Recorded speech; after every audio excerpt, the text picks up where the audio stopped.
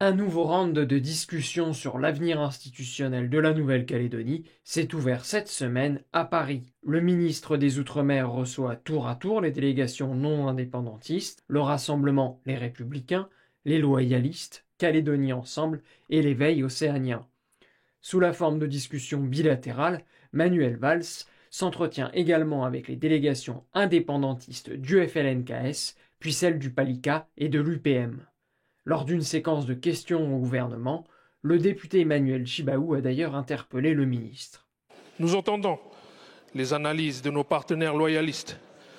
Après 40 ans d'histoire politique commune, nous ne sommes pas prêts à revenir en arrière. Nous redoutons que la vision proposée par certains qui prônent un fédéralisme interne exacerbé finisse par institutionnaliser une fracture territoriale et ethnique. Si nous acceptons une telle trajectoire, l'État contribuerait à créer un apartheid assumé,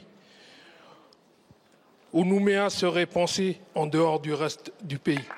L'occasion pour Manuel Valls de poser le cadre fixé par l'État à ces discussions. Nous sommes face à un moment décisif, historique.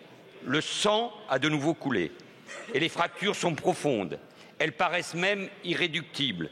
Et j'ai le sentiment, personnellement, d'un terrible retour en arrière. On parle de racisme, de guerre civile, de nouveau. Et pourtant, seul le dialogue permettra de reconstruire un projet commun et partagé.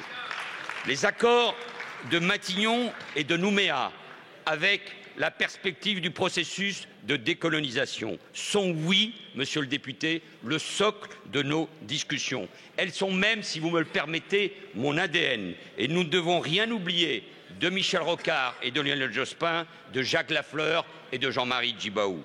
Comme eux, il nous faudra être inventifs, ambitieux, courageux pour bâtir un compromis et sortir des positions radicales, de toutes les positions radicales, monsieur le député, et proposer un projet commun donc pour la Nouvelle-Calédonie, pour sa jeunesse, pour la concorde et pour la paix.